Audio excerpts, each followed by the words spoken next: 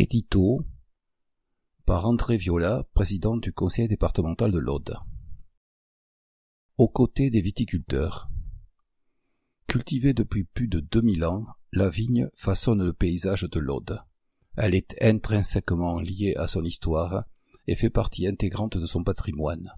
Elle constitue aussi, depuis le XVIIe siècle, l'une des principales ressources économiques. Malgré les crises viticoles, sanitaires, économiques, le vignoble audois connaît depuis les années 70 une nouvelle vitalité. 25% de la surface viticole de la région Occitanie se situe dans l'Aude, qui produit aujourd'hui des vins d'une diversité remarquable et d'une qualité de plus en plus reconnue. Au quotidien, plus de 3300 viticulteurs, qu'ils soient indépendants ou coopérateurs, entretiennent et exploitent 64 000 hectares de vignes, avec la volonté d'offrir le meilleur tout en préservant l'environnement, avec des pratiques culturelles respectueuses et innovantes. Ainsi, près de 200 caveaux de dégustation et domaines ouverts au public portent la marque d'excellence Pays Cathare, créée par le département il y a 30 ans.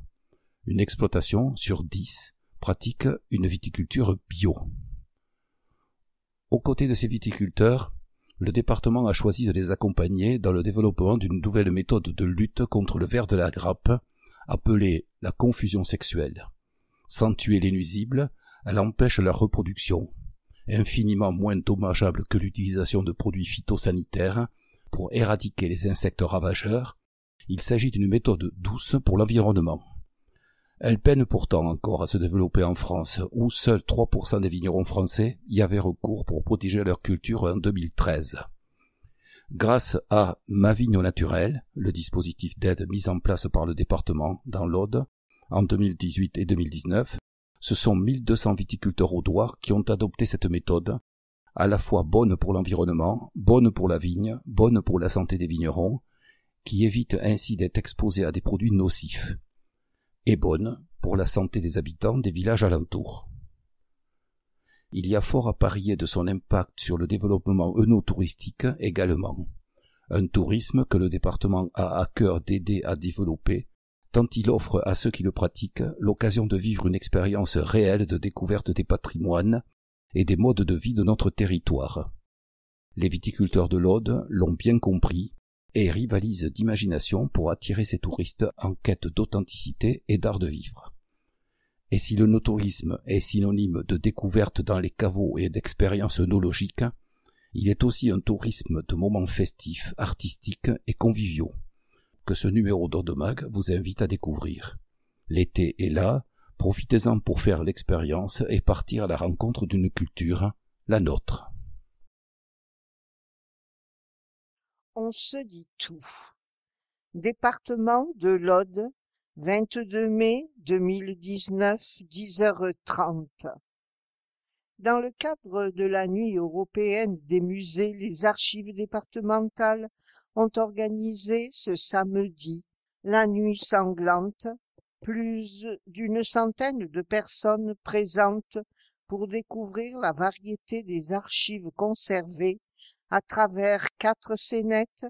Les visiteurs ont vécu quelques affaires criminelles qui ont eu lieu dans l'Aude entre la Renaissance et le XXe siècle, en présence de Tamara Rivel, Sloane Gauthier et Michel Mollera, conseillers départementaux. 12 personnes aiment ça, 141 interactions. Magali Manjou-Lizard, on s'est régalé. Encore merci aux comédiens et comédiennes pour cette super idée. À l'année prochaine. J'aime répondre. 22 mai 2019, 17h46. Le département s'engage pour l'environnement. HLR, le premier forum des solutions pour la transmission énergétique, s'est tenu en mai à l'hôtel du département.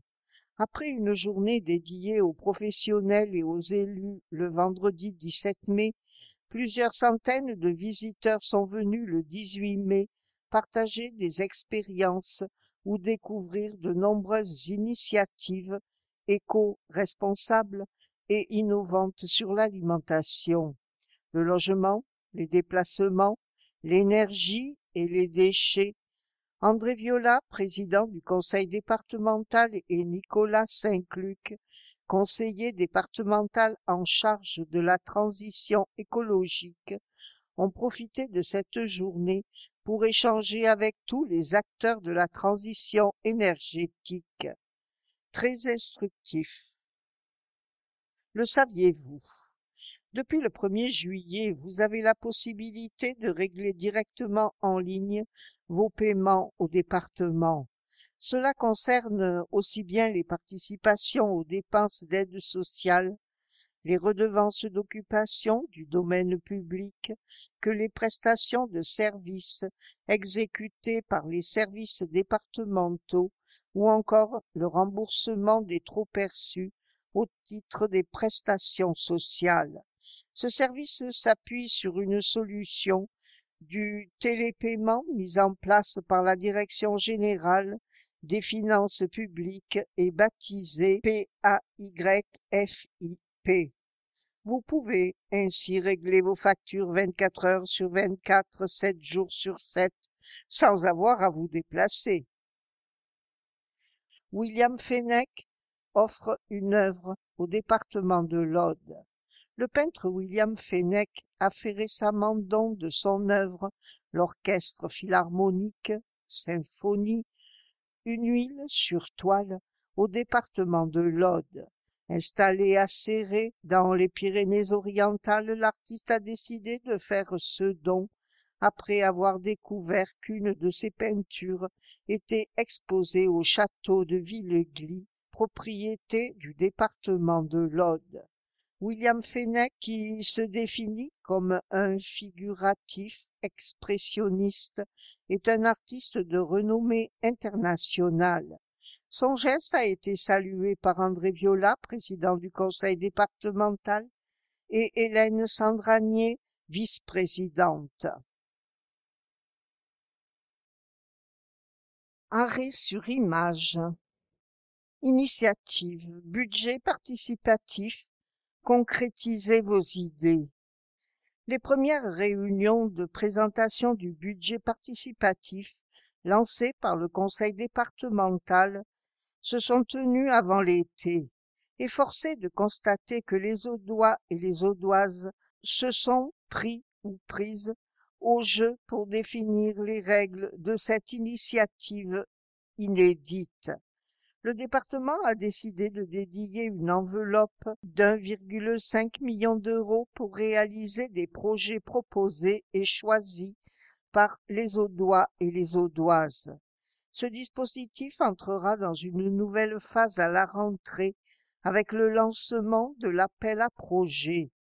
Rendez-vous à partir du 15 septembre pour proposer vos idées. À suivre sur aude.fr/budget-participatif. L'art d'être audoise. J'ai le sentiment de veiller sur la nature. Fanny Vlodaz, la bergère de Tuchan. Biographie. Fanny Vlodaz, 1987, naissance à Briey en Lorraine. 2009, obtention d'un BTS d'assistante de direction. Elle s'installe à Perpignan et devient secrétaire dans une entreprise de transport. 2015-2017, obtention du diplôme d'assistante vétérinaire, travaille dans une clinique à Quillan. 2016, acquisition de 6 brebis de compagnie. 2017, professionnalisation et création de son entreprise, Les Agneaux du Mont de Toche, devient officiellement éleveuse. Fanny Vlodaz, la bergère de Tuchan.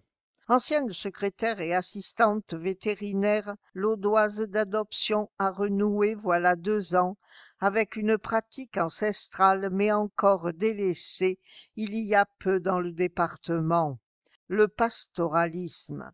Aujourd'hui, sa centaine de brebis et d'agneaux paissent en liberté au pied du mont Toche, rencontre avec celle qui a fait des terres de Tuchan un écrin pour sa passion. Aude-Mag, comment êtes-vous venu au pastoralisme?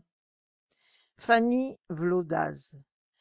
J'avais déjà 6 brebis de compagnie quand la clinique vétérinaire dans laquelle je travaillais a fermé. J'aimais ces bêtes, leur tempérament. Alors je me suis dit, pourquoi ne pas en faire mon métier? Je ne suis pas issue d'une famille d'éleveurs, mais j'ai trouvé beaucoup d'entraide dans le milieu.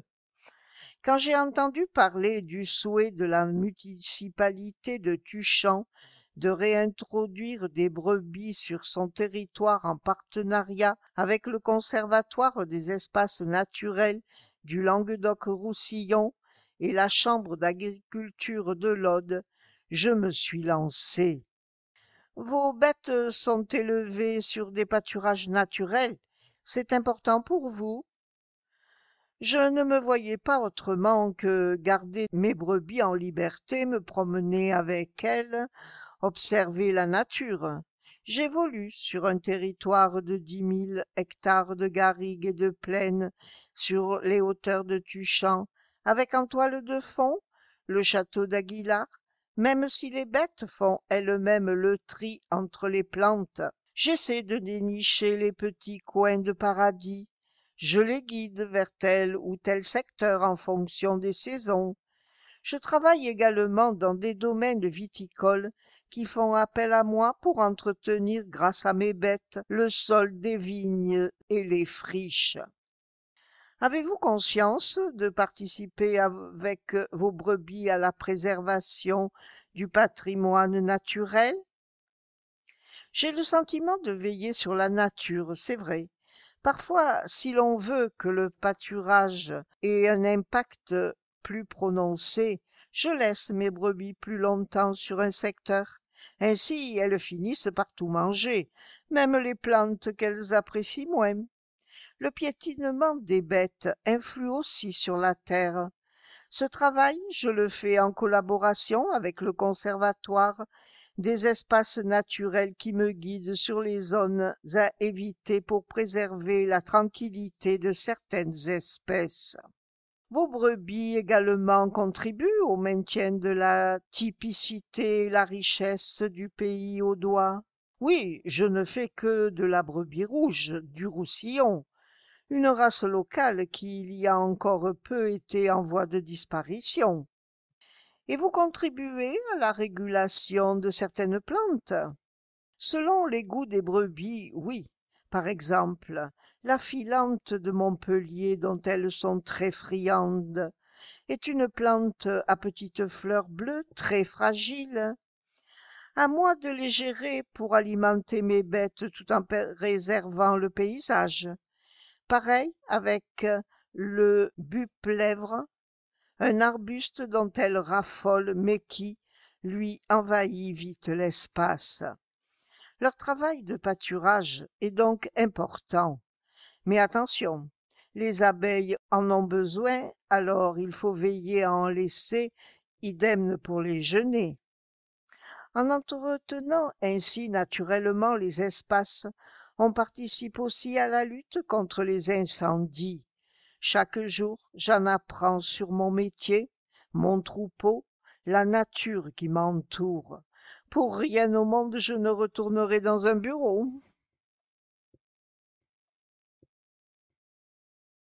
En bref, l'appétit vient en mangeant au doigt.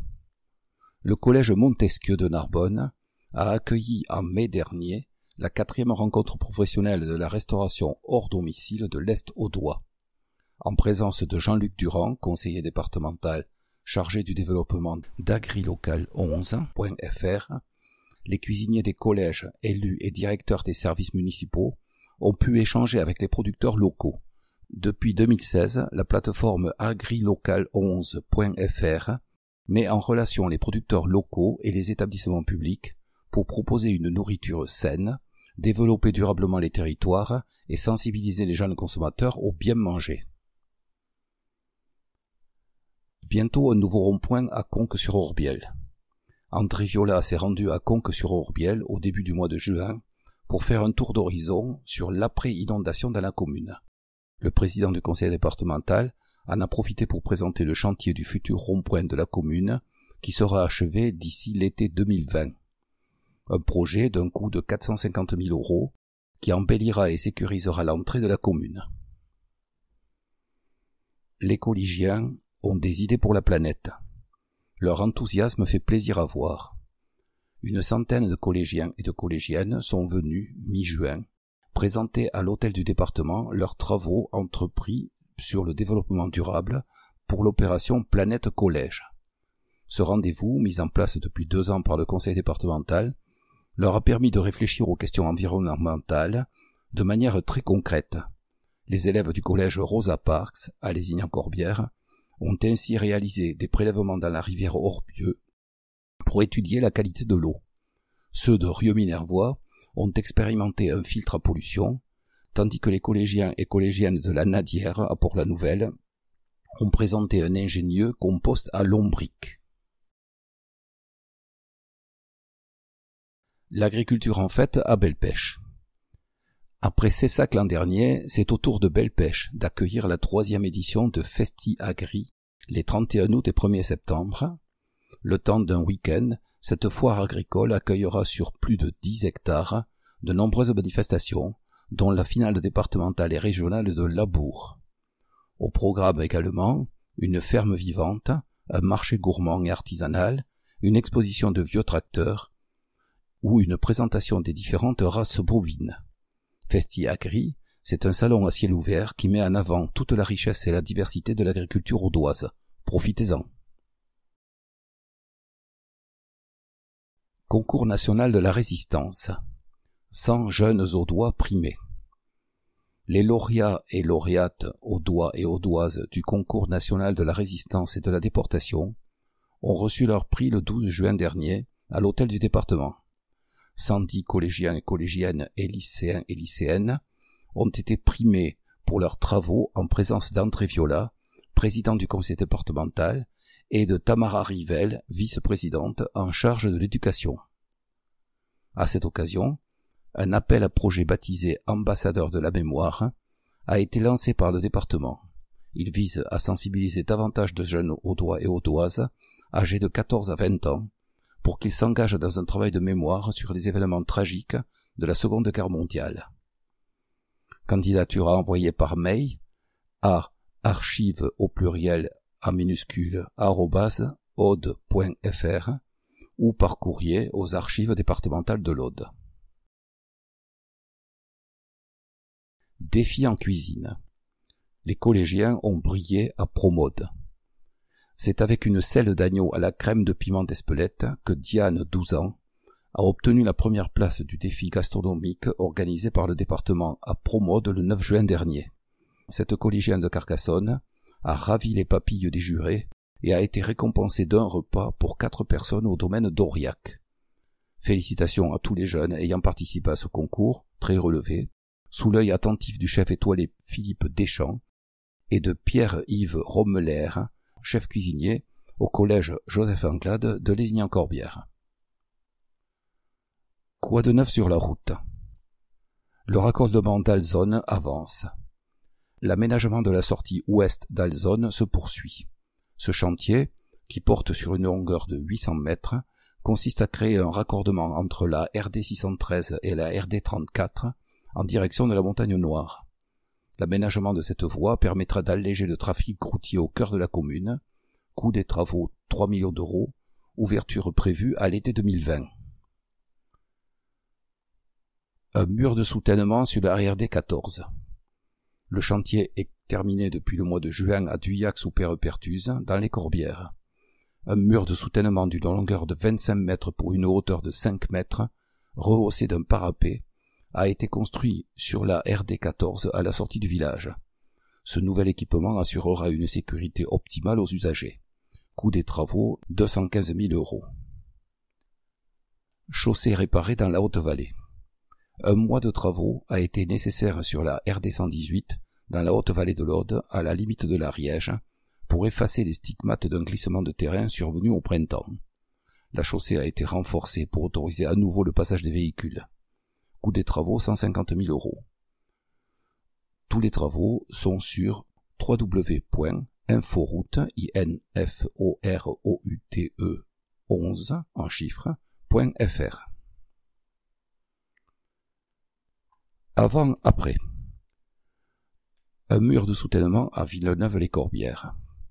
La réalisation d'un mur de soutènement pour conforter les berges de la Berre à Villeneuve-les-Corbières, sur la RD 611, s'est achevée en mai. D'une longueur de 73 mètres et d'une hauteur de 5 mètres, ce mur permet de sécuriser la chaussée érodée après les inondations survenues en 2014. Coût des travaux 500 000 €. Triathlon scolaire, Castelnaudary a mis les jeunes à l'honneur. La fête a été belle. Le championnat du monde scolaire de triathlon a tenu toutes ses promesses à Castelnaudary du 3 au 8 juin dernier, réunissant plus de 120 jeunes venus de tous les continents. L'événement, soutenu par le département, a mobilisé toute la jeunesse audoise pour accompagner le travail de nombreux bénévoles. Arbitres, mécaniciens, reporters, guides, ils ont permis à tous les participants de faire de cette compétition un moment inoubliable. Bravo à eux. En occitan. Les jours agustins sunt risents. Les beaux jours d'août sont pourvoyeurs de grains et de fruits. Vacances occitanos audencos. Et si vous profitiez des vacances pour découvrir les terres occitanes et le pays au doigt? De la mar à la montagne, desigur, pudeți parti passa vostre estiu e vostros vacances a l'autre cop del monde, a la rescontro d'autres pobles et d'autres culturos. Mais és pas brico interdit, al bel contrari, de reservar una part o la totalitat de vostre temps a demorar al país. Sur un país occitan amb tantos causos de vese e de tastar entre la mar Grando e la mar Nostro, dal Limousin a las Pirineos, dal Béarn a la Provenço, d'Auvergne al Languedoc, a la descoberta des patrimonis materials o immaterials e des paisatges e monuments. Veleu aniretz a un estagi o a una escola occitano d'estiu per ne saber mai sulla cultura del país. L'aventura pot ésser també bello en se passejant dins los països audencs, de Narbonès en Lauragès, de Quercorb en Minervès, de Corbières en Cavardès, de Pyrénéos a la Clapo, de la Montaña Negro a la mar o lung del canal. Tantos peiros plantados o pas, tantes castells, tantas capelos o gleisos, tantes arbres e bosc, tantes rius conton la vido des audencs desempei la prehistorio e avant del temps des dinosaures. Presatz la color del cel, fazetz vostros crumpos din los mercats locals e paisans. Un país que se viu és també un país que se mangia e que se beu, e per beure pensi qu'avets la causido de vos empachar d'haver la pepido. Daissatz e costat l'autoruto, per parti, podetz daissar le GPS a l'hostal. Solas pitxunos rotos e, per les mai valents e esportius, pels camins e per las draios.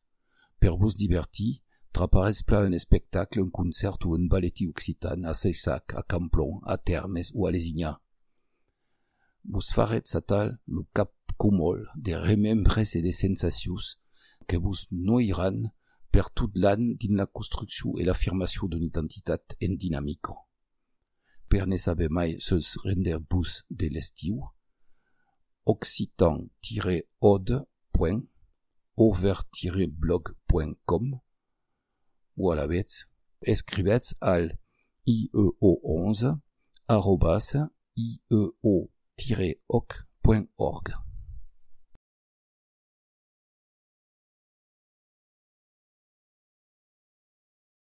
Décryptage. Les pompiers, toujours prêts. Ils assurent la sécurité de tous, chaque jour, sur l'ensemble du territoire audois. Les 1859 pompiers du service départemental d'incendie et de secours de l'Aude, STIS 11, répartis sur 48 centres de secours, ont reçu et traité 280 000 appels d'urgence durant l'année 2018. Retour en chiffres sur l'activité essentielle de nos anges gardiens. 16 millions d'euros apportés par le département au SDIS 11. 48 centres de secours dans l'Aude.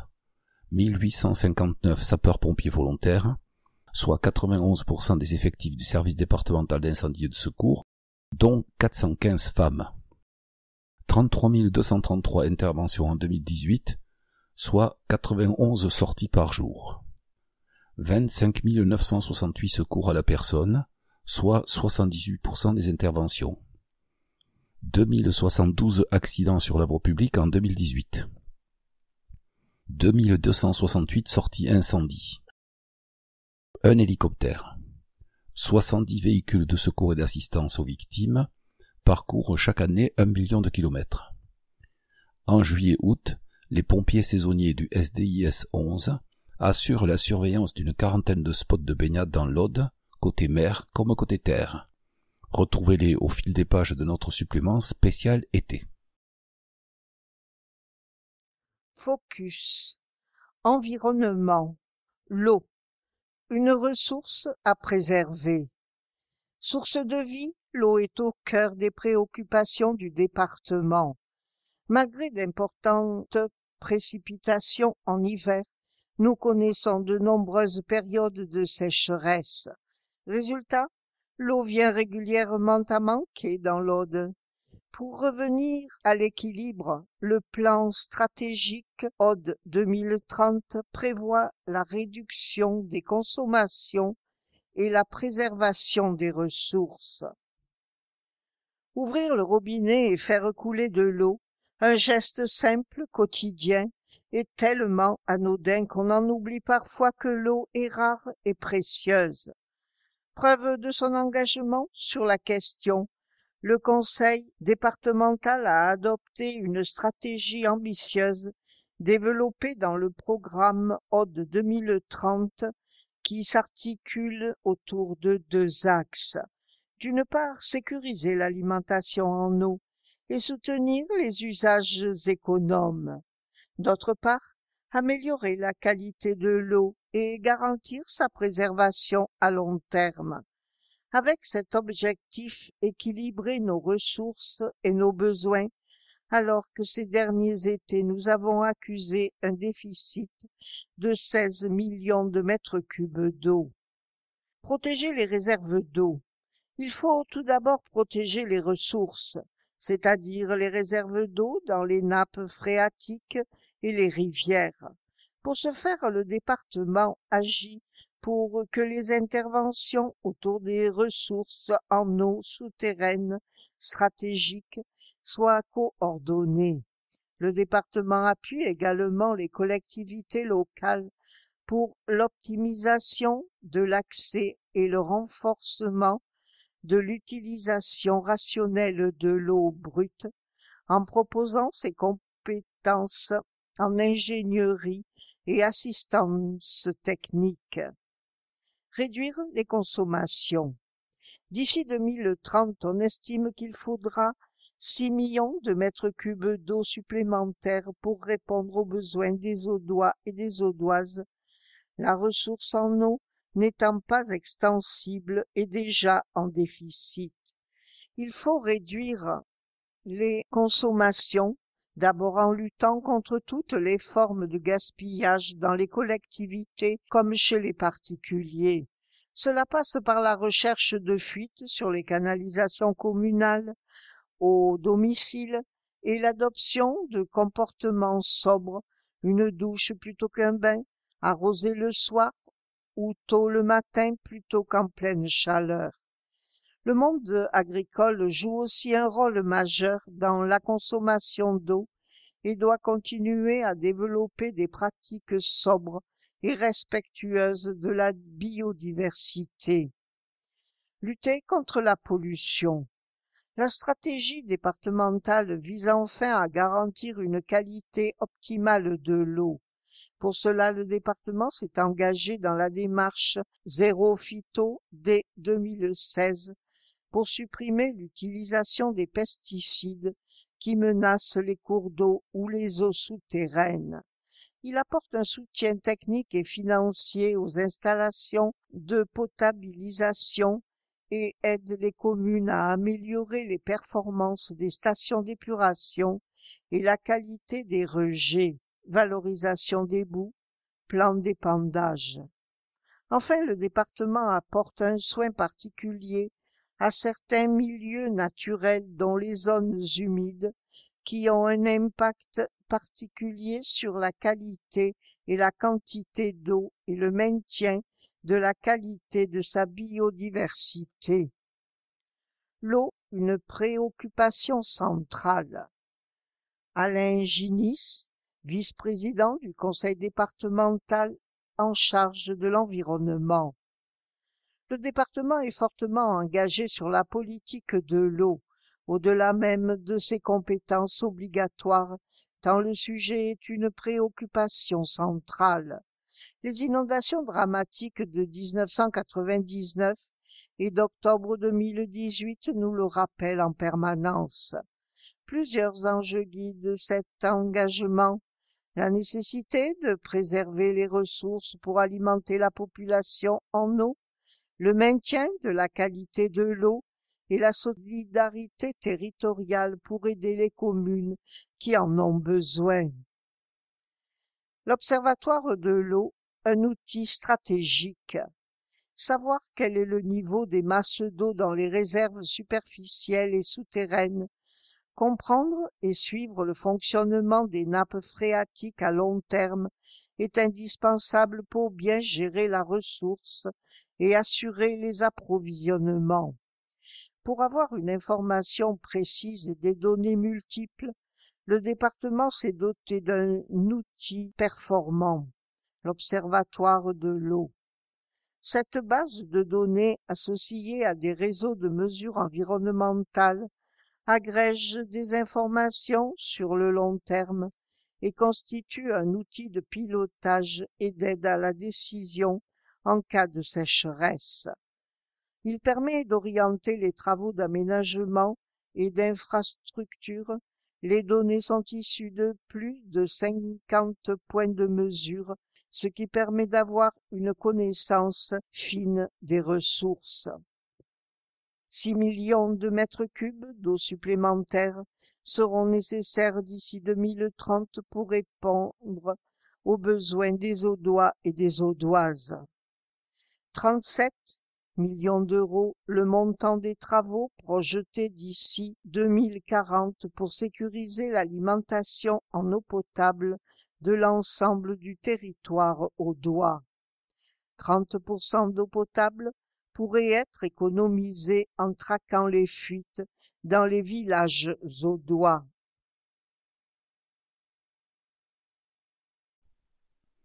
Tip top.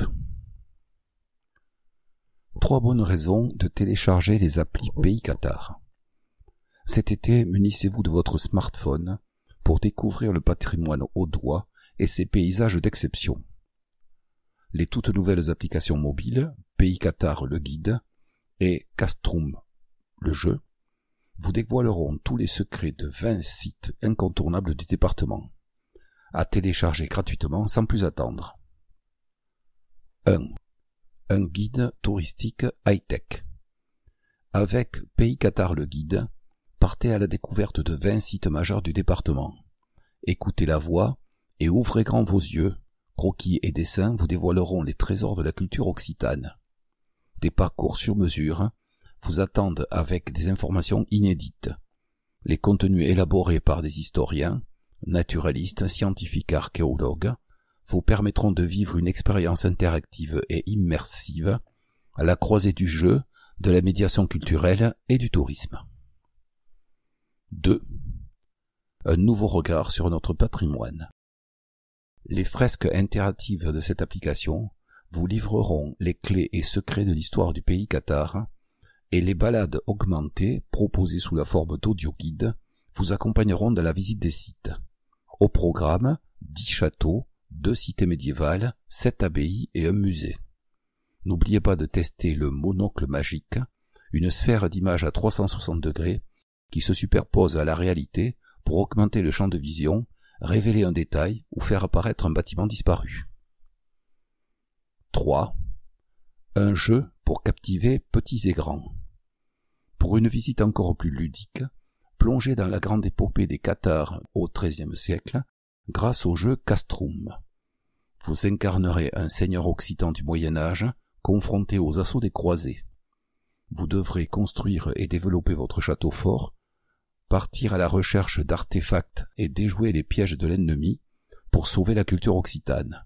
Ce jeu, accessible dès 7 ans, mêle culture, découverte et défi. Une petite surprise est réservée à ceux qui l'utiliseront in situ durant leur séjour. Information: les applications Pays Cathare le guide et Castrum le jeu sont gratuites et disponibles sur Apple Store et Google Play. Plus d'infos sur www.payscathare en minuscule tout attaché .org/les-applis, les ES applis au pluriel. Dans la peau de Suzanne Delon, trésorière bénévole de l'association Ode de Solidarité qui vient en aide aux sinistrés. Réactivité. L'association créée en 1988 opère lorsque des catastrophes naturelles surviennent dans l'Aude ou sur tout le territoire national. Dès le lendemain des inondations du 15 octobre, je n'avais d'autre alternative que de lancer un appel aux dons. Moi-même sinistré en 1992, je me devais de venir en aide à mon tour. Sitôt l'accord de Roland Courteau, le président de l'association, et d'André Viola, président du conseil départemental, le processus s'est mis en marche très rapidement. Mobilisation. Lors d'un appel aux dons comme celui-là, mon engagement est total. Entre la coordination avec les communes du département, l'enregistrement des dons auprès de l'administration, le traitement des dossiers, les remerciements aux donateurs, etc. Pascal Falcou et Robert Delon, secrétaires et membres du bureau, sont venus m'épauler certains jours. Aujourd'hui, je reste mobilisé à mi-temps. Commission d'attribution. Les dossiers montés par les sinistrés avec les services sociaux du département sont examinés par la commission d'attribution dont l'Aude de Solidarité est le chef de file. Selon les besoins, différentes aides sont versées, notamment pour les dégâts causés sur les biens immobiliers, les véhicules, ou le paiement des factures d'électricité majorées par l'utilisation des déshumidificateurs. Convention avec les donateurs. Depuis le 15 octobre, nous avons reçu plus de 3250 dons en chèques et virements de la part de particuliers, entreprises, collectivités, associations, etc., pour un montant total de 2,5 millions d'euros. À partir d'une certaine somme, le don doit faire l'objet d'une convention entre le donateur et l'association que nous rédigeons. Puis chaque donateur reçoit un remerciement officiel ainsi qu'un reçu fiscal. La totalité des dons est reversée aux sinistrés. Moi-même sinistré en 1992, je me devais de venir en aide à mon tour.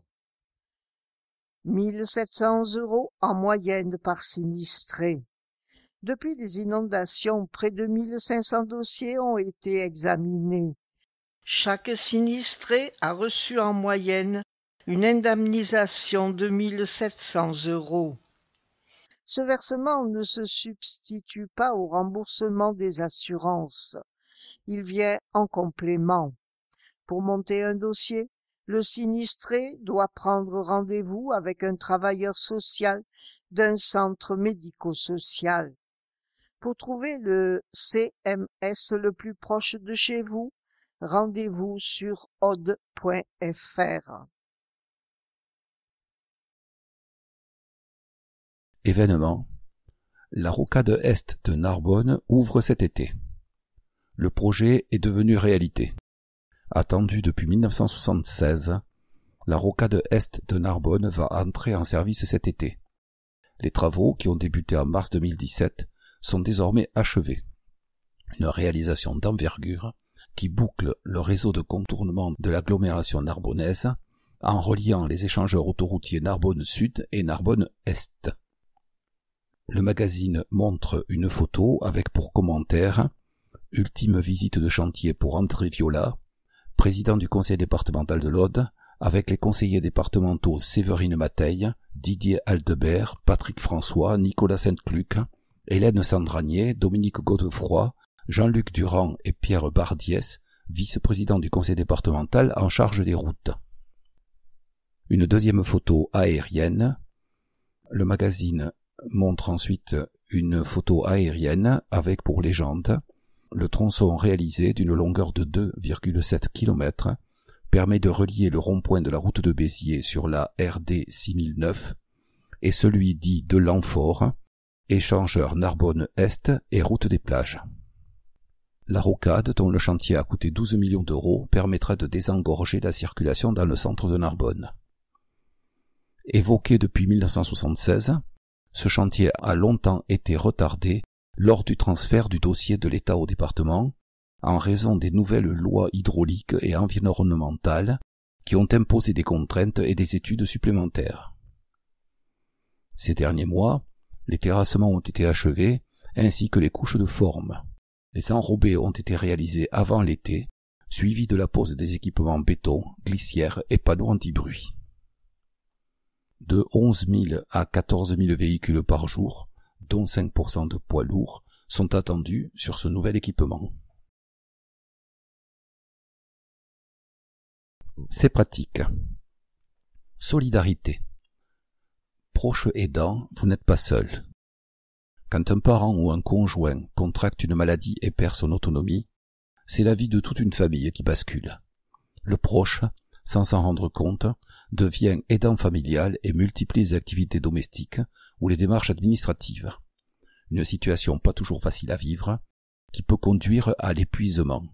Depuis 2016, le département a fait le choix de mettre en place un programme de soutien aux aidants, avec des aides humaines, financières, des solutions de répit et des temps de partage. Audemag vous en dit plus. 1. Qu'est-ce qu'un proche aidant? L'aidant est un parent, un concubin, un ami ou un voisin qui vient en aide à titre non professionnel pour partie ou totalement à une personne dépendante. Cette aide peut concerner les gestes de la vie de tous les jours, comme se lever, s'habiller, faire sa toilette, mais aussi entretenir le logement, préparer et faciliter la prise des repas quotidiens. Cette aide consiste aussi parfois à gérer des démarches administratives et financières, ou encore à coordonner des soins avec un kinésithérapeute, une infirmière, un médecin, une aide à domicile, etc. 2. Être aidant salarié, c'est possible. Un aidant peut tout à fait être rémunéré si la personne dont il s'occupe est une personne âgée, bénéficiaire de l'allocation personnalisée d'autonomie, APA. Cette dernière peut l'embaucher grâce au chèque emploi-service universel, CESU, une offre simplifiée de l'URSSAF pour déclarer facilement la rémunération d'un salarié à domicile. À noter, la personne avec qui elle vit en couple, conjoint, concubin ou partenaire de PACS ne peut pas être salarié dans ce cadre. Enfin, il est important de peser le pour et le contre, car devenir aidant salarié peut entraîner un déséquilibre de la vie de famille et un risque d'isolement. 3. Être aidant, c'est nécessaire. Le département a mis en place un programme de soutien qui a permis d'aider 1200 personnes depuis 2016. Ce programme comprend un soutien individualisé des aidants familiaux, assuré par une psychologue, et s'organise autour d'un suivi individuel. Un soutien collectif permet d'échanger sur des difficultés de chacun et d'envisager d'autres pratiques. Des temps d'information et de formation sont également proposés en direction des familles, et chaque année, une journée des aidants complète le dispositif en mobilisant aidants et professionnels de la gérontologie. 4. Être aidant, se reposer et partir en vacances. Les aidants ont droit au répit.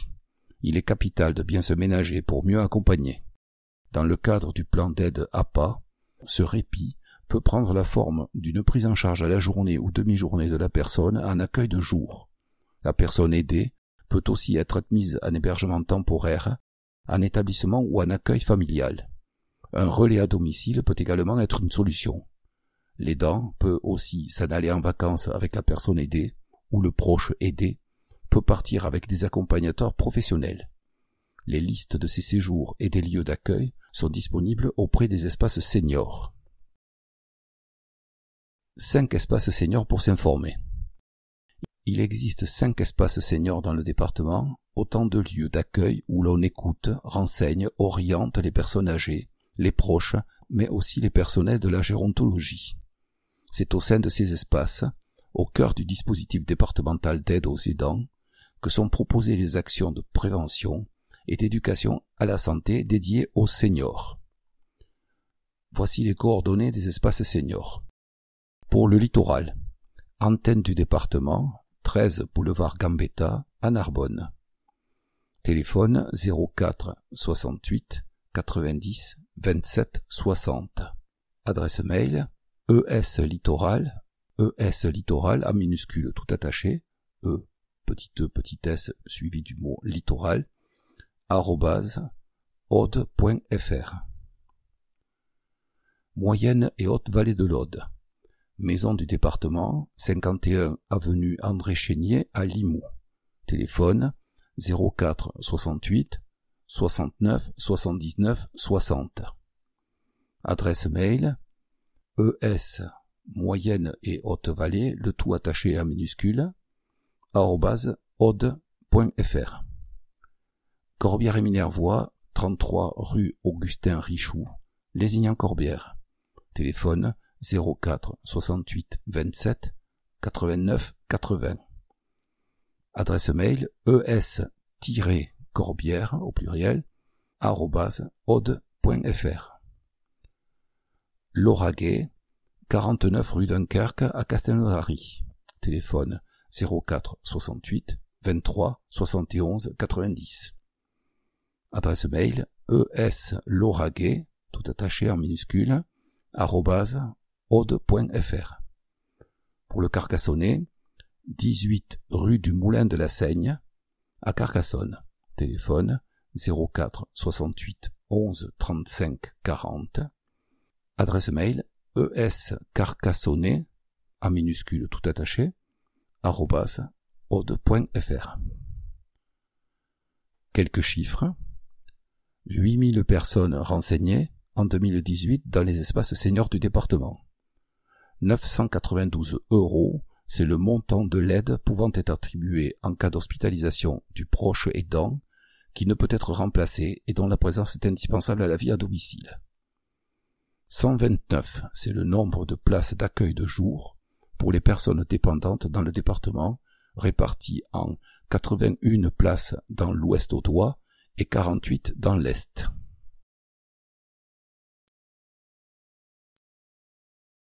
Œnotourisme. Avec l'œnotourisme, prenez la clé des chais. Une production viticole riche, un patrimoine historique exceptionnel, une situation géographique enviée et une attractivité touristique forte, le département de l'Aude a tous les ingrédients pour favoriser l'essor de l'œnotourisme sur son territoire. Cela tombe bien, les visiteurs sont aujourd'hui plus que jamais à la recherche d'authenticité, d'échanges et de produits de qualité. Autant de valeurs que le département promeut depuis plus d'une vingtaine d'années avec la marque Pays Qatar. Alors, prêt à arpenter les vignes, Audemag vous livre la clé des chais.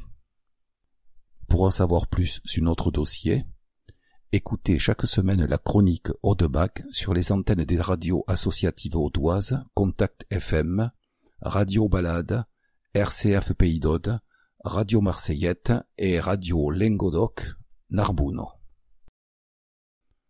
Des chiffres. 67 263 hectares de vignes dans l'Aude. Près de 700 caves particulières et 48 caves coopératives dans le département. Le nombre de caveaux labellisé Pays Cathare 195. Le no-tourisme, fruit d'une longue histoire.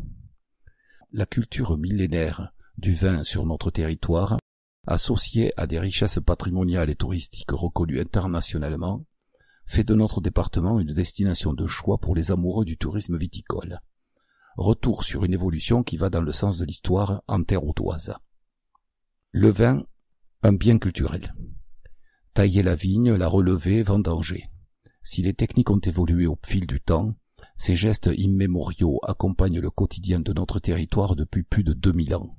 En effet, depuis l'Antiquité et l'installation de colonies romaines en Narbonnaise, les hommes et femmes travaillent la vigne sur nos terres au point d'en faire, à partir du XVIIe siècle, la principale ressource économique du département. Un héritage qui perdure depuis plusieurs siècles. Car si la région Occitanie est aujourd'hui le premier vignoble mondial en superficie pour les vins d'origine, avec 87 appellations produites sur 268 115 hectares, le département de l'Aude représente à lui tout seul 25% de cette superficie régionale. Des cépages riches et variés. La vigne modèle les paysages de l'Aude. Elle peuple les collines, habille les pentes des montagnes jusqu'au rivage de la Méditerranée. La grande diversité des terroirs engendre une large gamme de vins aux arômes délicats et subtils. Pinot noir, Cabernet Franc, Syrah, Grenache, Carignan, Mourvèdre. Autant de cépages familiers et évocateurs qui traduisent la variété des raisins cultivés dans le département. Dans l'Aude, les vignerons produisent des vins d'une diversité remarquable, rouges, rosés, blancs, tranquilles, pétillants. On recense ainsi pas moins de 9 appellations d'origine contrôlée sur notre territoire. Corbière, Corbière-Boutenac, Cabardès, Limoux, La Clappe, Malepère, Minervois-Livinière, Fitou et Muscat-Rivesaltes. L'appellation d'origine contrôlée AOC est un label spécifiquement français qui désigne les vins dont toutes les étapes de la production sont réalisées avec un savoir-faire spécifique dans une zone géographique bien définie. D'autres vins sont produits dans l'Aude sous l'appellation IGP, indication géographique protégée. Elle atteste elle aussi de leur qualité et de leur origine. Ces vins assemblent plusieurs cépages et sont le fruit du labeur de vignerons inventifs qui travaillent en coopérative ou en cave particulière. Dans notre département, on dénombre une quinzaine d'indications géographiques protégées. Une filière structurée. Dans l'Aude, les premières coopératives viticoles sont apparues au tout début du XXe siècle, fondées par des ouvriers agricoles militants avec un objectif simple, mettre en commun la production et développer la vente sans intermédiaire. Le mouvement a commencé à Lézignan-Corbière avec un chai coopératif construit en quelques mois en 1909. Dans la décennie suivante, les coopératives ont essaimé et le mouvement s'est généralisé au milieu du siècle. Aujourd'hui, les caves coopératives rythment le paysage viticole de l'Aude, qui en compte plus d'une centaine en activité. La production massive d'antan a toutefois laissé place à une production plus exigeante, permettant la reconnaissance grandissante des vins audois. Un terroir, c'est quoi? Un terroir désigne la combinaison d'une zone géographique avec ses caractéristiques physiques et biologiques et de l'action de l'homme sur ce territoire qu'il façonne par son savoir-faire. En résumé, un terroir c'est un climat, un sol, une production, un paysage et un savoir-faire. Ces spécificités permettent à chaque terroir de produire un vin spécifique. Pour en savoir plus, découvrez la fresque de l'Aude dans son vin de l'application Pays Cathare le guide, disponible sur iOS et Android. Une situation privilégiée. Située au cœur du triangle Barcelone-Toulouse-Montpellier, traversé par 2 axes autoroutiers, l'Aude profite d'une situation géographique privilégiée. Au sud de la France, au cœur de la région Occitanie. Elle attire chaque année près de 4 millions de touristes et enregistre 20 millions de nuitées touristiques. Portée par la notoriété et l'attractivité de la cité de Carcassonne, du canal du Midi, du chemin de Saint-Jacques-de-Compostelle, des citadelles du Vertige, de la Méditerranée et des Pyrénées, le département bénéficie en outre d'un patrimoine agricole reconnu pour sa qualité, à travers les productions de truffes, d'huile d'olive, de plantes aromatiques, de miel, de fromage ou de foie gras notamment.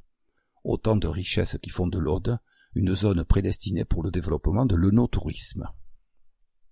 Un atout maître pour l'économie audoise.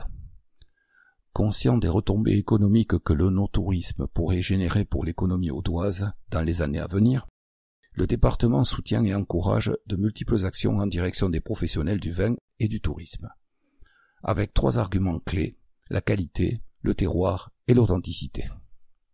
Alors, l'œnotourisme, un levier de développement pour l'économie audoise, assurément, à en croire les derniers chiffres de cette filière. 10 millions de touristes viticoles ont été accueillis dans les 10 000 caves œnotouristiques de l'Hexagone en 2016. Et la production est constante.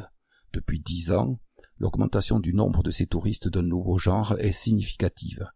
Plus 29% pour la clientèle française et plus 40% pour la clientèle étrangère. En termes de retombées économiques, la dépense moyenne pour un séjour œnotouristique est de 1 256 €, dont 240 € de dépenses liées à l'achat de vin sur place, commandés ou consommés in situ. Si les dégustations et visites de caves sont aujourd'hui très répandues, on voit également apparaître de plus en plus de possibilités d'hébergement et de restauration dans les domaines audois. D'autres animations plus originales commencent également à voir le jour, comme l'organisation de balades en 2 chevaux dans certains vignobles de la Narbonnaise, la tenue de vendanges payantes pour des amateurs ou des ateliers d'approfondissement des connaissances viticoles pour les passionnés. Les œnotouristes veulent de la nature, de l'authenticité et de la qualité, des vertus qu'ils peuvent retrouver en terre audoise. La marque Pays Cathare en étendard. Pour promouvoir un tourisme durable, le département s'est engagé de longue date auprès des professionnels des filières agricoles et viticoles. La mise en œuvre du programme Pays Cathare, initié il y a près de 30 ans, a permis de fédérer les partenaires et les institutions, de structurer le territoire et de créer des liens entre les professionnels. Aujourd'hui, la marque Pays Cathare regroupe près de 900 professionnels du tourisme, de l'agriculture et de la viticulture, sans oublier les artisans d'art et de nombreux représentants des métiers de bouche. Ils répondent à un cahier des charges spécifique, attestant de leur savoir-faire et garantissant l'origine et la qualité de leur production. Un atout de plus pour notre territoire. Mavigno naturel pour les viticulteurs. Plus récemment, soucieux d'encourager une viticulture saine et respectueuse de l'environnement, le département s'est engagé financièrement auprès des viticulteurs avec le dispositif Mavigno naturel. Ce programme favorise la méthode de la confusion sexuelle pour lutter contre le ver de la grappe. Cette biotechnique, efficace et écologique, protège les vignes de manière naturelle sans utiliser de pesticides. Autre aspect de l'action départementale de promotion touristique de la viticulture, la mise en place de signalisation au bord des routes pour indiquer des itinéraires, mais aussi les étapes à ne pas manquer sur les circuits tracés en Corbière, Minervois ou encore Cabardès, pour découvrir les châteaux, les caveaux, les abbayes, etc. Le département soutient aussi financièrement de nombreuses manifestations qui mettent à l'honneur le savoir-faire viticole audois, à l'image de Promode, Toque et Clocher ou Taste à Minervois par exemple. Tous ces efforts ont permis la reconnaissance nationale de l'Aude en matière d'œnotourisme. 3 territoires se sont vus décerner le label Vignoble Découverte, voire encadré, une récompense qui contribuera elle aussi à attirer de nouveaux touristes viticoles sur notre territoire dans les années à venir. Le label Vignoble et Découverte. L'Aude possède actuellement 3 territoires labellisés Vignoble et Découverte. Les vignobles de la Via Domitia en Languedoc, Grand Vin en Grand Carcassonne et Limoux, vignoble d'histoire et de légende. Créé en 2009, ce label est attribué pour une durée de 3 ans par Atout France, après recommandation du Conseil supérieur de l'œnotourisme.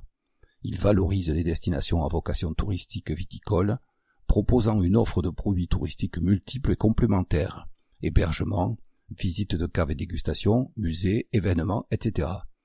et permettant au client de faciliter l'organisation de son séjour et de l'orienter sur des prestations qualifiées. Pour le vigneron, la marque Pays Cathare est le prérequis pour obtenir le label Vignoble Découverte. Les secrets d'une bonne dégustation. Vous vous êtes toujours demandé comment se déguste un vin. Commencez par ouvrir grand vos yeux et vos narines pour faire le plein de sensations. À l'œil, examinez la couleur ou la robe, la simplicité et la finesse des bulles. Ensuite, plongez votre nez dans le verre et traquez la richesse des arômes. Découvrez alors le bouquet floral, fruité, végétal, épicé, minéral ou boisé. Place ensuite à la mise en bouche. Votre sensation gustative se combine à votre sensation olfactive. Lorsque les paramètres acides, alcool et tanins sont harmonieux, on dit alors que le vin est équilibré. Une fois avalé ou craché, le vin peut laisser en bouche des arômes persistants, c'est ce qu'on appelle la longueur. Quand il a de multiples nuances aromatiques, on dit qu'il est complexe. Voilà, vous savez presque tout. Hervé Barrault, vice-président du conseil départemental de l'Aude en charge du tourisme. Allez encore plus loin dans cette voie. Le tourisme et la viticulture sont deux cartes majeures en matière économique pour le département de l'Aude. Le no-tourisme est donc porteur de développement pour nous. La viticulture, ce n'est pas que du vin. C'est une pratique qui recouvre beaucoup plus de choses. C'est un terroir, une histoire et aussi des femmes et des hommes. De nombreuses actions ont été engagées pour développer le no-tourisme sur notre territoire, mais nous pouvons aller encore plus loin dans cette voie. Stéphanie Forest-Riffaut, vigneronne du domaine Villepérou Forest. Une agriculture propre sur un territoire sain. Nous nous sommes installés en 2012 avec Yann, mon époux, au domaine de Villepérou. Nous avons choisi de vinifier une partie de la récolte et de nous engager dès 2018 dans une conversion en bio. Nous sommes sur un territoire où la méthode dite de la confusion sexuelle est très pratiquée. On n'emploie plus de produits chimiques et on limite aussi l'impact mécanique sur les terres. J'ai déposé un dossier auprès du département pour obtenir des aides. Nous avons reçu 40 € l'hectare la première année et l'aide sera de 20 € la deuxième. Il est important de proposer une agriculture propre sur un territoire sain.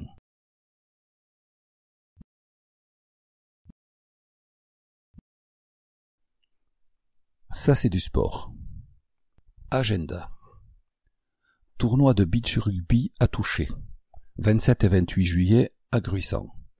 L'Aviron Gruissanais et l'Office de tourisme de Gruissant organisent sur la plage des Chalets le tournoi annuel de beach rugby. Des équipes jeunes, mixtes et femmes s'affrontent sur le sable et des jeux sont proposés aux enfants. Grande nouveauté cette année, le beach rugby passe au toucher pour plus de vitesse et de spectacle. Inscription au 06 75 49 65 54 ou 06 79 55 57 78. Adresse mail Gruissant Beach Rugby, alors Gruissant Beach BEACH rugby comme rugby tout attaché @orange.fr. Le Tour de France revient. Le 21 juillet à Limoux. Le peloton du Tour de France cycliste s'élancera de Limoux pour la 15e étape le 21 juillet, direction Foix, Prat d'Albis. Après Carcassonne en 2018, c'est au tour de la capitale de la Blanquette de recevoir la grande boucle avec son village départ et ses animations. Les coureurs auront fort à faire avec 185 km de montagne et 4700 mètres de dénivelé cumulé, dont le mur de Péguerre et la montée à Prat d'Albis, 12 km à 6,9%. Site internet www.letour.fr, le tour attaché. Triathlon de la Montagne Noire, 3 et 4 août à Fontiers-Cabardes. Les triathlètes du département et d'ailleurs ont rendez-vous avec des parcours sélectifs dans un cadre exceptionnel. Le samedi, place aux courses L le matin et XS à 17h45. Le dimanche, départ de la course S, 750 mètres, 21 km, 5 km à 9h30 et de la course à venir à 14h30. Inscription sur www.triathlon-fontiers-cabardes.fr. 11e Trail Qatar, au pluriel. 1400 trailers au bout du vertige. L'épreuve des Trails Qatar a battu tous les records en mai dernier avec 1400 participants, dont 160 sur le terrible trail des donjons. Des trailers venus de toute la France, du Canada, de Grande-Bretagne, de Catalogne et même de la Réunion. Pascal Massou, un habitué des citadelles du vertige, a bouclé ce trail exigeant et venteux en 8h44. Trophée du sport. La pluie, un trail et une soirée de gala. Les trophées du sport, qui se sont tenus le 25 mai à Carcassonne au profit du comité départemental du sport adapté, ont été perturbés par la pluie. Si l'animation Sport en Fête a dû être annulée, le premier trail, organisé par le team Papy Coach, a réuni 60 braves. La soirée de gala, en présence d'Omar Fonseca, ex-footballeur argentin et désormais consultant télé, a permis de récolter 11 620 €. La vente record revenant à un maillot des Dragons catalans, parti à 870 €. Valentin Belot et Victor Koretsky, deux champions audois en route pour Tokyo. Valentin Belot, pentathlète licencié au club de pentathlon moderne de Lézignan-Corbière, et Victor Koretsky, vététiste au vélo sprint narbonnais, visent tous deux une médaille aux Jeux Olympiques de Tokyo en 2020. Déjà présents à Rio en 2016, leur objectif est d'abord de se qualifier pour atteindre enfin le Graal olympique. Le département de l'Aude les soutient dans leur quête. Question. Dans quel état d'esprit êtes-vous en cette année pré-olympique? Valentin Belot. En fait, c'est très cool. Mais avant de penser aux Jeux, il faut se qualifier. En compétition, nous ressentons que tous les pays se préparent et je constate que de nouveaux athlètes arrivent. Je sens monter l'adrénaline et je n'ai plus qu'une envie, être le meilleur. Victor Koretsky. J'aborde cette année comme les précédentes, même si je remarque bien que les autres coureurs veulent aussi se faire une place. La pression augmente et le niveau est supérieur. Quels sont les critères de qualification pour Tokyo? Valentin Belot. Il faudra terminer dans les 8 premiers et premiers français au championnat d'Europe à Bath en août ou être dans les 3 premiers du championnat du monde à Budapest en septembre. En cas d'échec, il restera 4 épreuves de Coupe du Monde et 2 Français seront qualifiés. Victor Koretsky. La France est 3e nation mondiale et nous sommes 5 vététistes pour 2 tickets. Il faudra faire la meilleure place lors des manches de la Coupe du Monde ou au championnat du monde au Canada. Question. Comment se prépare-t-on pour ce défi? Valentin Belot. À Rio, où j'ai fini 20e, ça s'est joué dans la tête. Je travaille depuis 1 an et demi avec Myriam Salmi, la psychologue de Teddy Riner. Ce n'est certes pas une recette miracle, mais elle m'aide à m'optimiser. 5 personnes m'accompagnent. Mes entraîneurs, mon ostéo, mon kiné et ma copine. Je travaille 7 jours sur 7 la natation et la course à pied, 2 fois par semaine l'équitation et 3 fois par semaine l'escrime. Grâce à la fédération, je peux m'entraîner avec le cadre noir de Saumur et je me perfectionne en escrime avec le meilleur maître d'armes, Daniel Levavasseur. Victor Koretsky. Les semaines de course, le lundi, c'est récupération. Le mardi, je travaille l'intensité sur 2 heures. Le lendemain, c'est plus de l'endurance. Et je refais une séance intensive le vendredi. Je bénéficie de l'encadrement de mon team pro et d'un 2e staff en équipe de France. Je me suis également adjoint les services d'un préparateur mental. Quel sera votre objectif à Tokyo? Valentin Belot. D'abord, être le meilleur possible. S'il y a des athlètes plus forts, l'important reste de tout donner. Je ne veux pas avoir de regrets. Victor Koretsky. La sélection est tellement dure que l'objectif sera le podium. J'ai fini 10e à Rio avec une crevaison. J'avais tout juste 21 ans. C'est une course d'un jour comme une autre. Mais on sait qu'une médaille change la vie d'un athlète de haut niveau. Van Bin, artiste en toute décompression. Art contemporain. En 1970, la salle Pierre Scohi à Aulnay-sous-Bois est comble. Un petit garçon âgé d'à peine 5 ans vient de dessiner un dragon. Pour cette soirée de gala, le jeune Van Bin souffle le chaud en mettant le feu à la peinture selon la technique du dessin au feu. Le futur artiste est en train de tracer sa voie sans le savoir. 2019, 20 ans après son arrivée dans l'Aude, le plasticien reconnu internationalement n'a pas oublié ses racines. Rien ne prédestinait pourtant ce fils de militaire vietnamien à devenir artiste. Mais certains regards bienveillants l'ont conduit vers l'école supérieure des arts appliqués Duperré à Paris et une première vie de designer pour les marques de luxe comme Paco Rabanne. Des adultes ont su me faire confiance. Aujourd'hui, je ne peux que renvoyer la balle. À 53 ans, Van Bien désire partager son savoir et construire des passerelles avec les jeunes.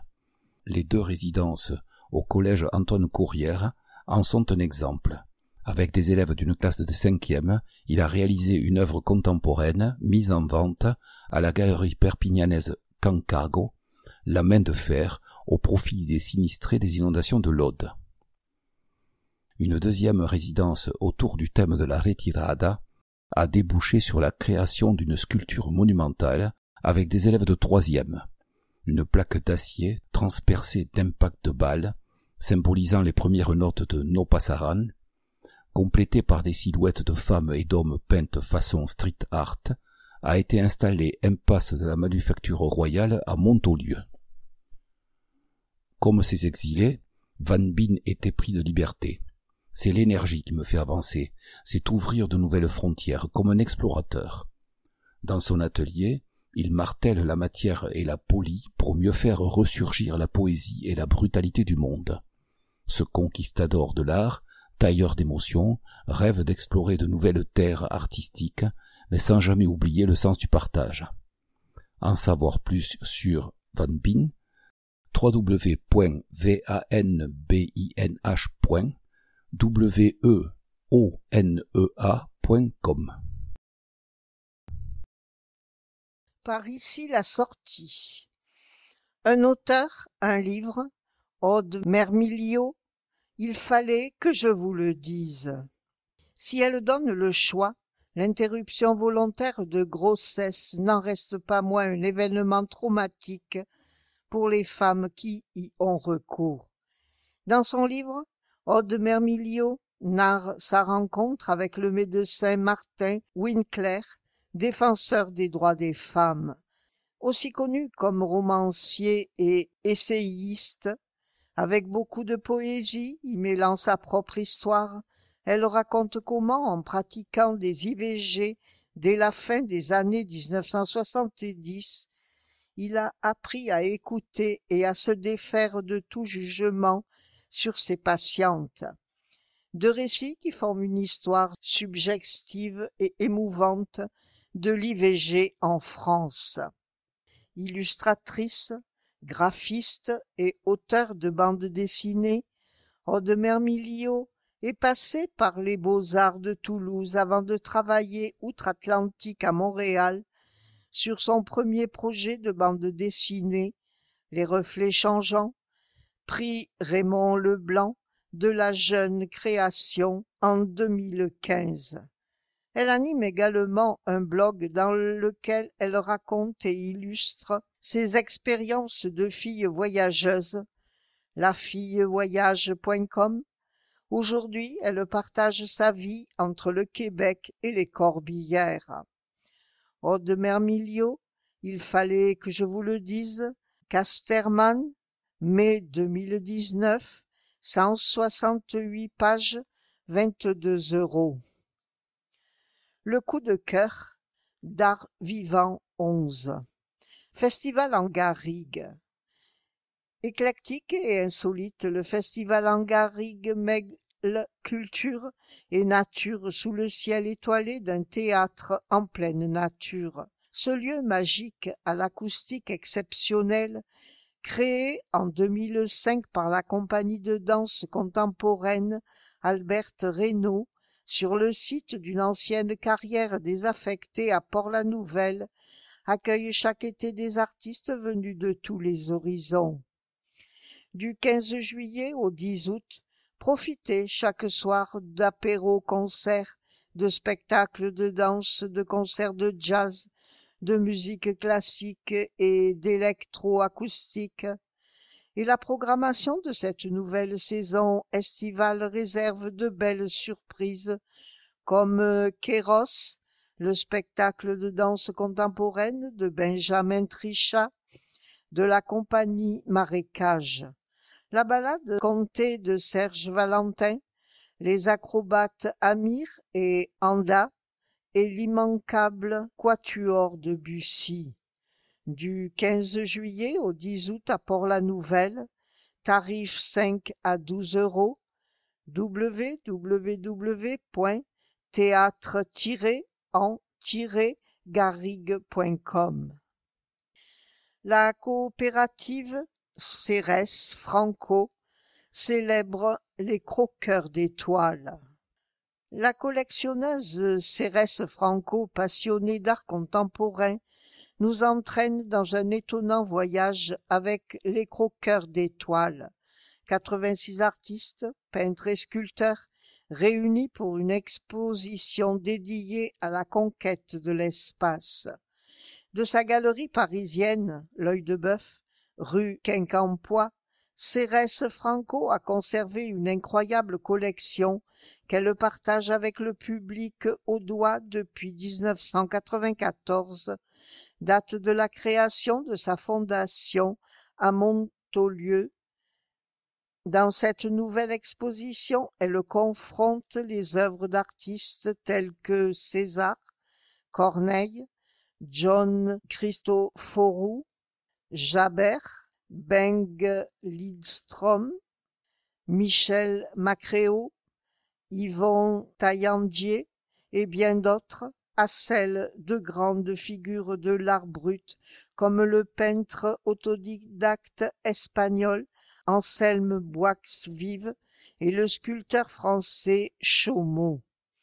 Au milieu de ses œuvres, l'installation inédite de l'artiste brut André Robillard, avec son armée suspendue d'astronautes et ses soucoupes volantes, rappelle combien ils ont tous tenté, à leur manière, de décrocher la Lune. Jusqu'au 3 novembre, collection ceresfranco.com. Une sélection de spectacles et d'animations pour tous les goûts et tous les âges. Pour retrouver tout ce programme, rendez-vous sur odelaculture.fr et sur gps-spectacle.fr. Juillet. Du 5 juillet au 23 août. La Tempora. 21h30, musique Grand Narbonne. Ce festival itinérant propose sur l'ensemble du Grand Narbonne pas moins de 18 concerts gratuits. À noter cette année le très bel hommage de Sanseverino au libertaire François Béranger. legrandnarbonne.com. Du 5 au 7 juillet, la Charte de Charlemagne. Exposition La Grâce. Les archives départementales présenteront exceptionnellement à l'abbaye de la Grâce plusieurs documents carolingiens, dont le plus ancien conservé aux archives, la charte de privilèges concédée à l'abbaye par Charlemagne, datée de 779. Du 6 au 11 juillet, en blanc et noir. Festival de piano La Grâce. Ce festival international propose une vingtaine de concerts gratuits et permet à de jeunes pianistes, lauréats de concours de conservatoires européens, de se produire en public. Place de la Halle, participation libre. www.enblancetnoir.com. Du 10 au 20 juillet, Festival Convivencia. 21h30, musique Canal du Midi. De Castelnaudary à Trèbes, en passant par la Retorde ou le Sommail, la péniche Convivencia se transforme en scène et propose 6 concerts de musique du monde dans une ambiance guinguette. Participation libre, www.convivencia.eu. Du 10 juillet au 21 juillet, Conte au jardin, 14 heures, conte Montaulieu. Avec Partir en livre et le réseau des bibliothèques de l'Aude, les conteurs Grégoire Albisetti et David Tormena nous convient chaque jour pour une balade contée à la découverte des jardins. Gratuit, programme complet sur www.aude.fr. Du 17 au 19 juillet, Conte en Corbière, festival Cucugnan et Padem. Conte, musique et danse tissent la toile de ce festival qui offre en prime aux enfants un atelier de cirque et de ballades à poney. Tarif 3,50 €, www.comptoirduconte.fr. Du 24 au 26 juillet, Festival 811, art numérique, Duilac sous Perpétuse. Ce festival mêle dans une programmation originale art contemporain, musique actuelle et art numérique, le tout dans un cadre exceptionnel. Gratuit, perpertuse.com. Août, du 2 au 4 août. Festijada, concert Fleuridode. La Festejada célébrera son 30e anniversaire en compagnie d'Alpha Blondy, de Jérémy Frérot, d'Abba Ferrer Tribute Show et de groupes locaux issus des écoles de musique. Stade de la Condamine, gratuit. communefleurie.fr. Jeudi 8 août, Canal en fête, 17h30, spectacle de rue Homs. Sur les deux rives du canal du Midi, les spectacles de rue se succèdent autour du marché du terroir et ses produits locaux. Gratuit, www.ccricm.fr. Du 22 au 25 août, les Petits Bals, Festival Folk La Grâce. Une dizaine de groupes musicaux, des ateliers danse, des scènes ouvertes, des bals et une guinguette animeront ces 4 jours de festivités. Tarif 12 à 14 € par soirée, gratuit 12 ans. petitsbals.wixsite.com /les petits bals. 29 et 30 août, Viento del Pueblo. 19h, récital Carcassonne. Dans le cadre de la Bodega poétique, la Maison des Mémoires accueille Vincente Pradal et Caroli Zaonero de la Comédie Française pour leur récital Viento del Pueblo. Maison des Mémoires, entrée libre. 7 et 8 septembre, Taste en Minervois. Festival Villegly. À vous les trésors viticoles et gastronomiques du Minervois. Une centaine de vignerons et 4 grands chefs seront présents pour séduire vos papilles dans le parc du château de Villegly. Programme et réservation www.leminervois.com. En savoir plus? Consultez également l'agenda de notre supplément spécial été.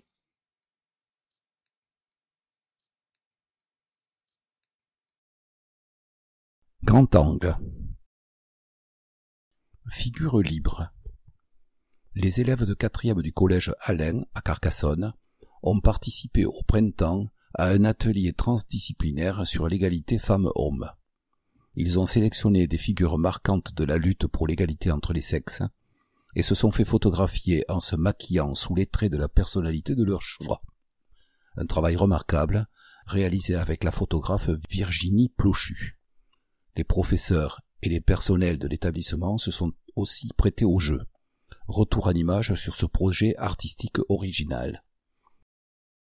Nous avons une série de photos de collégiennes et de collégiens qui sont des sosies de Isadora Duncan, danseuse américaine, Alice Sophie Schwarzer, journaliste allemande, Barack Obama, ancien président américain, Sarah Bernhardt, actrice française, Émilie du Châtelet, scientifique française du XVIIIe, Frida Kahlo, artiste mexicaine, Christine de Pisan, philosophe et poétesse française du XVe, Léon Richer, journaliste français, Malala, militante pakistanaise, Rosa Parks, figure de la lutte contre la ségrégation raciale aux États-Unis, Niki de Saint-Phal, artiste franco-américaine, Simone Veil, femme politique française, Simone Desforest, pilote automobile française, François Poulain de la Barre, écrivain et philosophe français du XVIIIe siècle. Tribune. Groupe de la majorité départementale. La patate chaude du retour aux 90 km/h. Par Hervé Barrault, président du groupe majorité départementale, vice-président du conseil départemental. La mesure totem du gouvernement des 80 km/h, mesure hautement impopulaire, est considérée à juste titre comme l'un des multiples détonateurs de la crise des Gilets jaunes, et son impact psychologique chez les gens a été énorme, car ils ont vécu cela comme une énième norme, une obligation de plus, imposée aux territoires ruraux par des technocrates parisiens qui ne connaissent que le métro, le bus ou le RER. Mais plus que le bien fondé de la mesure, c'est la méthode employée par le gouvernement qui est contestée par tous. Aucune concertation avec les élus des départements n'a été faite, et lorsque ces élus ont tenté de faire entendre raison à ce gouvernement, ils n'ont reçu que des réponses méprisantes, infantilisantes, voire culpabilisantes. Cette vision parisienne de la sécurité routière nous a été imposée uniformément, sans aucun pragmatisme, sans aucune connaissance des réalités des mobilités dans le territoire. Aujourd'hui, après avoir mis le feu aux poudres, voilà que notre président de la République ouvre la porte à un dialogue territorial pour trouver des solutions intelligentes et mieux adaptées sur la limitation de vitesse à 80 km/h. Le Premier ministre a confirmé cette tendance, ne voyant aucun inconvénient à ce que les présidents des départements prennent leurs responsabilités en relevant à 90 km/h la vitesse maximale sur les routes départementales, et dans la foulée, lors de l'examen du projet de loi d'orientation des mobilités à l'Assemblée nationale, les députés ont adopté un amendement dans ce sens. Amendement insidieux s'il en est, puisqu'il renvoie cette décision au président des départements uniquement, leur laissant la responsabilité d'assumer un changement de vitesse autorisé, alors que la décision initiale a été prise sans eux. Au département de l'Aude, nous assumons cette responsabilité avec discernement et en prenant en compte la réalité de ce qui se passe sur nos routes départementales. Nous avons une bonne connaissance de notre territoire néanmoins. Nous pensons qu'il est important que les décisions que nous prendrons soient éclairées par l'ensemble des responsables de la sécurité routière, car la sécurité routière est un enjeu d'intérêt général qui incite à adopter une procédure simple, efficace, comprise par tous, pour être acceptée. Ah oui, sur certains tronçons, la vitesse maximale sera remise à 90 km/h et certains resteront à 80 km/h. Cependant, cette décision sera prise en concertation, au cas par cas, après analyse des endroits dangereux ou accidentogènes, avec la sécurité des usagers en ligne de mire et pour seul objectif. Carnet gourmand. L'asperge pays Qatar, à la pointe de la gastronomie. Verte, blanche ou violette, l'asperge pays Qatar n'a pas son pareil pour rafraîchir nos assiettes. Production traditionnelle du Lauragais, elle est devenue en quelques années l'un des fleurons de la production légumière de l'Aude, passant de quelques ares à plusieurs hectares. Grâce à l'amélioration constante des technologies de production, l'asperge est une culture de diversification alternative pour les vignerons et les céréaliers. 20 tonnes d'asperges pays Qatar sont produites chaque année. L'asperge labellisée est un mets saisonnier de choix sélectionné selon des critères de qualité élevés. 92% d'eau. Essentiellement constituée de fibres gorgées d'eau, l'asperge optimise le transit intestinal, ses propriétés diurétiques contribuent également à l'élimination des toxines. 5e légume, la plus riche en vitamine B9 ou acide folique. Elle contribue à lutter contre l'anémie ou la dépression et seulement 5 asperges apportent 25% de nos besoins quotidiens. 1999, l'asperge pays Qatar rejoint les produits du terroir audois qui privilégie l'excellence au travers de cette marque haut de gamme. Une garantie pour les consommateurs de choisir des produits d'exception, tant par leur méthode de production que par leur qualité gustative. 2000 ans de culture. Les Romains cultivaient déjà les asperges et Louis XIV les produisait sous serre pour pouvoir en déguster toute l'année. Le chef présente risotto à la mama d'asperges blanches. Ingrédients: 400 g de riz pour risotto, un oignon, une botte d'asperges blanches pays Qatar, 100 g de lardons fumés, un verre de vin blanc, un bouillon de légumes, une noix de beurre, parmesan ou fromage de chèvre sec. Difficulté moyenne. Préparation 45 minutes pour 4 personnes. Éplucher et hacher l'oignon. Couper l'extrémité des asperges et les éplucher comme des carottes avec un économe. Remiser les pointes d'asperges entières et couper les tiges en rondins de 2 cm. Dans un poêlon, faire blondir l'oignon. Ajoutez les lardons et les asperges. Faites revenir quelques minutes, ajoutez ensuite le riz et bien mélanger 1 minute, déglacez avec le vin. Ajoutez le bouillon de légumes sur le mélange et couvrir le poêlon, porter à ébullition. 5 minutes plus tard, baissez le feu et laissez cuire encore 7 minutes. L'eau doit être évaporée. Ajoutez la noix de beurre et saupoudrez de parmesan ou de fromage de chèvre pour lier le riz, servir chaud. L'astuce du chef. Rajoutez sur chaque assiette une petite touche de basilic frais et ne pas oublier le buon appetito aux convives.